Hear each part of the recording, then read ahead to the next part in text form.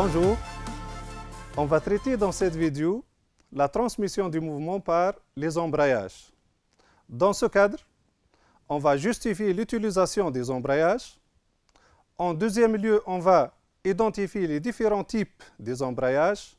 Et enfin, on va calculer le couple transmissible.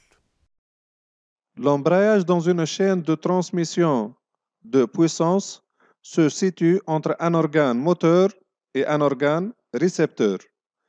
Il permet à un opérateur, grâce à une commande extérieure, d'accoupler ou séparer progressivement ou non les arbres respectivement solidaires du moteur et du récepteur.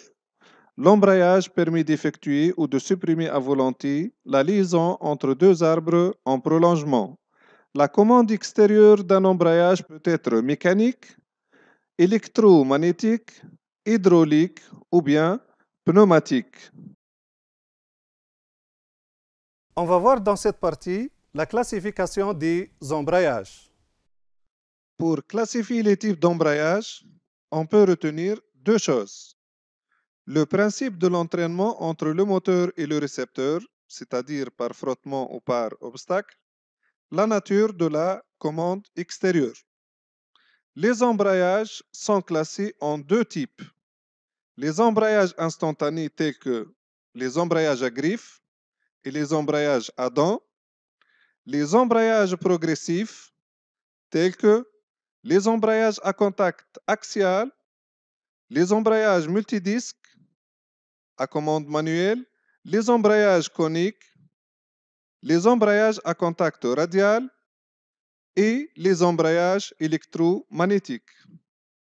Pour le principe de fonctionnement de l'embrayage à griffe, les plateaux 2 et 12 ayant de griffes pénétrant l'une dans l'autre, le plateau 2 est solidaire à l'arbre moteur 1, mais le plateau 12 glisse sur l'arbre récepteur 11.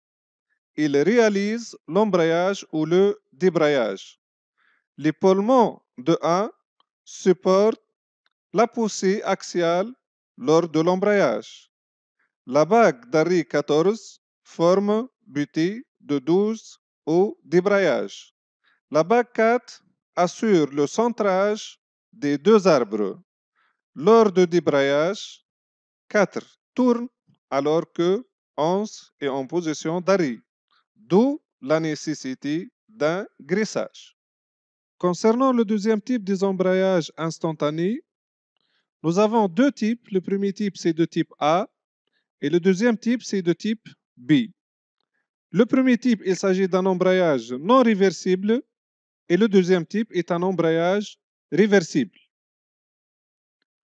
On va expliquer maintenant le principe de fonctionnement des embrayages progressifs. On va commencer par le premier type d'embrayage. Donc, il s'agit d'un embrayage à contact axial.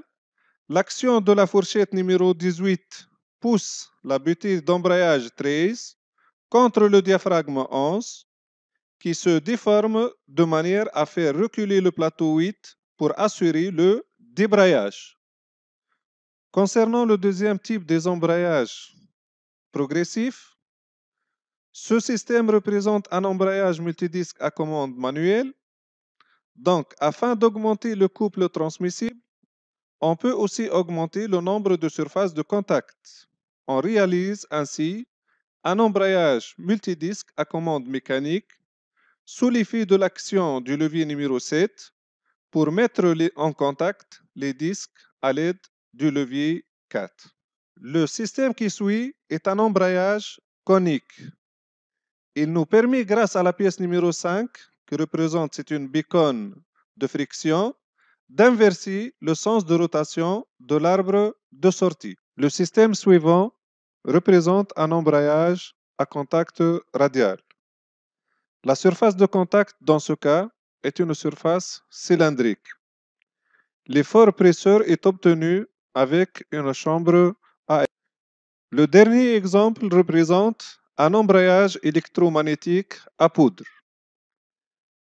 L'excitation de l'électroaimant 5 crée un champ magnétique qui attire la poudre métallique 4, ce dernier devient un obstacle entre le plateau 2 et le corps de l'électroaimant. Maintenant, on va voir la progressivité du couple transmissible et l'influence de la force pressante. Maintenant, on va voir l'influence de la force pressante sur le couple transmissible. Donc, le couple transmissible dépend de l'intensité de la force N. Trois cas qui se présentent. Le premier cas, c'est N égale à 0, c'est-à-dire aucun couple transmis.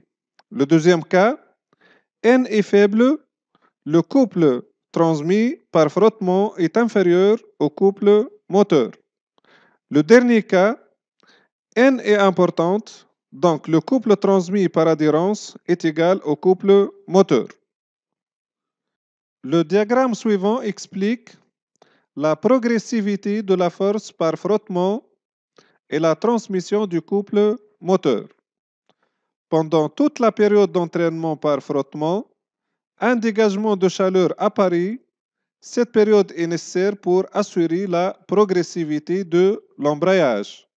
Dans la deuxième zone, nous avons une charge qui est supérieure à NA, donc on aura oméga R qui va être égal à oméga M. Dans cette partie, on va traiter une application d'un embrayage. Le dessin d'ensemble représente un embrayage électromagnétique lié au réducteur de vitesse à engrenage par un accouplement. Maintenant, on va expliquer le principe de fonctionnement de l'embrayage. L'arbre moteur est encastré avec la pièce numéro 19 et guidé en rotation par deux roulements de type BC. Si la bobine 13 est excitée par le courant électrique, elle va créer une force d'attraction magnétique sur le plateau 4, ce qui provoque sa translation vers la gauche pour mettre en contact les disques 2 et 12 par l'intermédiaire des garnitures 3, ce qui permet la transmission du mouvement à la cloche 32, donc c'est la position embrayée. Si la bobine est non excitée, l'arbre moteur reste en mouvement de rotation. Par contre, 7 est en position d'arrêt, sous l'action du ressort qui va pousser le plateau 4 à droite, donc les disques s'éloignent. Le choix de ce type d'embrayage multidisque est justifié par l'importance du couple à transmettre. Parmi les avantages de l'utilisation de ce type d'embrayage, la sécurité du moteur lors de blocage de l'arbre 7, la réduction des efforts de contact, la souplesse d'utilisation, c'est-à-dire il permet de réduire et d'amortir les chocs au démarrage ou lors de changement de phase. L'objectif de cette étude est de déterminer le couple transmissible par cet embrayage. Connaissant le coefficient de frottement petit f égale à 0,25, l'effort presseur du ressort 33 et Fr égale 600 N, l'effort d'action magnétique créé par la bobine et F d'attraction égale à 1420 N. L'expression du couple s'écrit sous la forme C égale à 2 tiers fois petit n fois grand N fois petit f en facteur de r au cube moins petit r au cube sur r au carré moins petit r au carré. Donc, petit n représente le nombre de surfaces frottantes qui est égal à 4.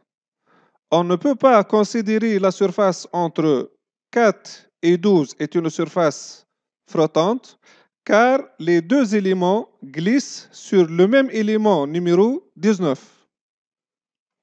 Grand N représente la force pressante sur les disques. Donc, grand N égale à la force d'attraction par la bobine moins la force appliquée par le ressort. Petit f représente le coefficient de frottement de la garniture. Grand R, c'est le rayon maximal de la garniture Petit r est le rayon minimal de la garniture. La valeur mesurée du dessin d'ensemble de petit r égale à 25 mm. La valeur de grand R égale à 30 mm. En respectant l'échelle de représentation, donc, petit r égale à 50 mm et grand R égale à 60 mm.